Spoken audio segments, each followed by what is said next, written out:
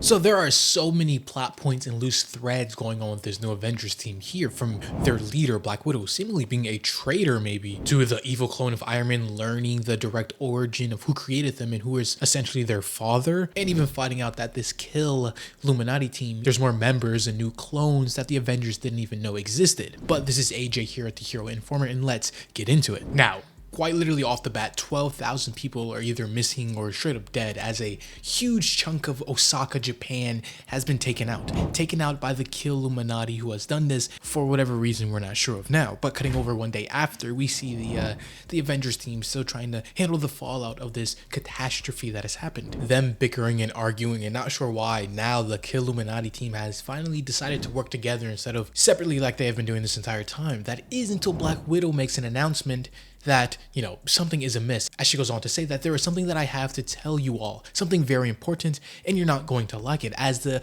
new Avengers team finally realizes that, maybe they cannot trust their leader, Natasha, anymore. Though as we move 5 days before the giant attack on Osaka, Japan, we pick up at another research facility, a cloning lab led by none other than the Jackal, who previously, died at the hands of the Kill Illuminati Black Bolt screaming. But of course, Jackal is a expert level cloner, so why wouldn't he have clones of himself to do whatever and make his work faster? And that's exactly what we see here. Another version of him also working on the same experiments of cloning whatever heroes and whatever have you. That is until Iron Apex, the evil version of Iron Man, comes in to look for answers about why they were even created in the first place. As he goes on to say, one of your clone brothers, he engineered us, kept us prisoners, made us his lapdogs, and so he is here to find out why. But even as he's looking through every file, everything that he can get his hands on, there's just nothing there. There's nothing to link exactly the motive of why they were created and for what purpose. Though, of course, after beating on this other clone Jackal here, eventually the Jackal gives in and calls to someone very special, using the computer to call to someone named Lord Shadow Boss, in which, once he finally does answer and pick up,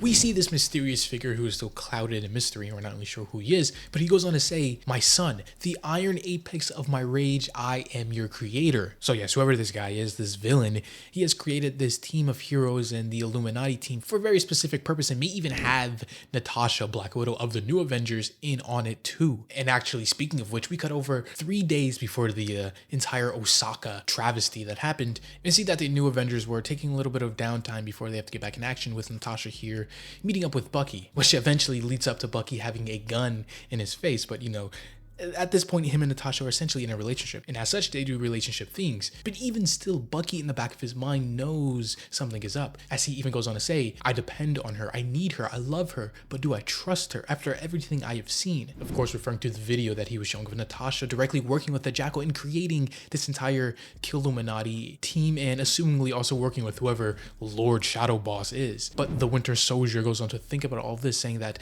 Natasha would never work with the Jackal. She would never steal the Illuminati's DNA, and she would never mastermind with something as wrong as a Kill Illuminati, right? It couldn't have been her in that video. It had to have been some sort of clone, which raises an entirely new question. If there is a clone out there of her, or someone that looks very much like her, then how can he truly be sure with who he is in bed with right now? Because even moving over a couple hours later, he goes on to say that his heart, his mind, his body says that this must be the real thing, that the real Natasha. But he can't just bring this up to her. "Oh yeah, you might be a clone, you're fake, or you might be working with a super criminal villain." He has to find out for sure. Though there are 2 ways he can go about this entire situation. Option 1 being the direct route, clean, no loose ends, literally killing her and getting it over with. If she is some clone or a traitor or a spy, taking her out before she can take them out. Though there is, of course, option 2, which is way less extreme, simply being an invasion of privacy, taking some of her DNA, in this case hair strands, so he can prove to himself and whoever else that she is the real one and not some clone of the original. But though unknown to Bucky, she is actually awake during all of this, which is of course just going to send rifts through the new Avengers team, which is the last thing they need right now for the new Avengers team to be split, when the Kill Illuminati team is more united and jointed together as ever. But once more, we cut over, though this time it's not in the past, no, but but it's 2 days after the Osaka attack that left thousands of people gone or dead or missing or whatever. As here we pick up in the middle of a pretty interesting situation. Taskmaster somehow leading Clea captured to Doctor Strange, or the evil clone of him anyway, named Guru Strange. Now we go to find out that the only reason she's being suppressed here is some magical artifact named the Collapse of the Onyx King, which is able to suppress any magic or sorcery. But we also go to find out a little bit more about this Guru Strange than we did before, because it seems like he isn't like the other members of the Illuminati team. He doesn't have any overarching plans like the rest of them did, like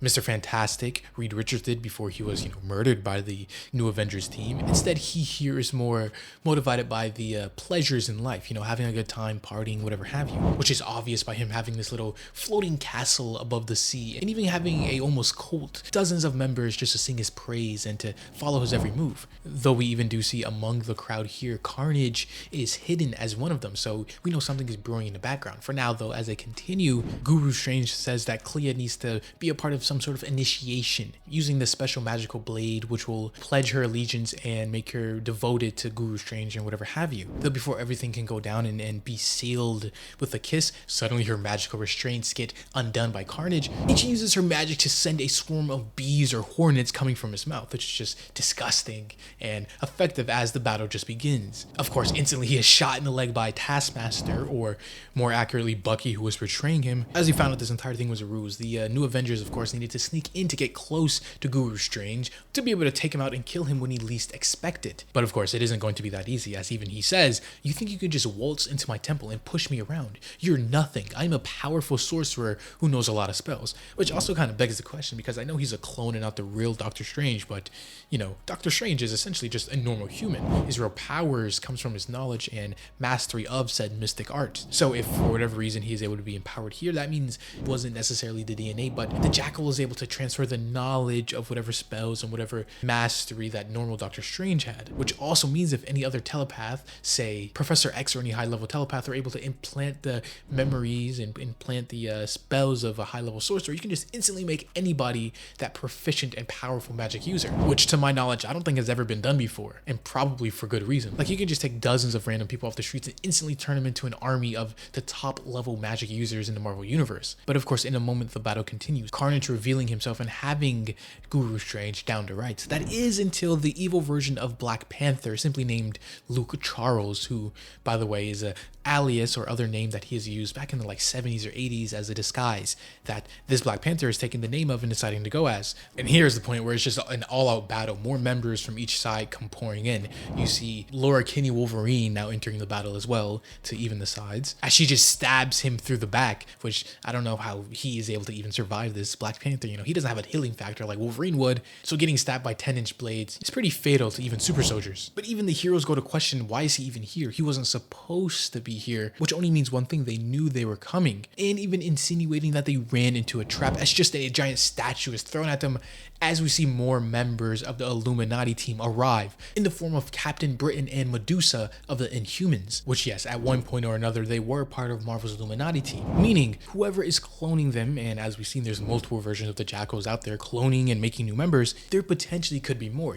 Hulk at one point was a part of them, Captain America, Hank Pym, Hank McCoy, Beast, and the list goes on, meaning the Illuminati is getting new members, getting stronger, while the new Avengers are getting more disjointed and maybe even losing a member if Natasha truly did betray everybody here. But that is the end of this issue and the end of this video. As always, this was AJ here at The Hero Informer, and thank you for watching.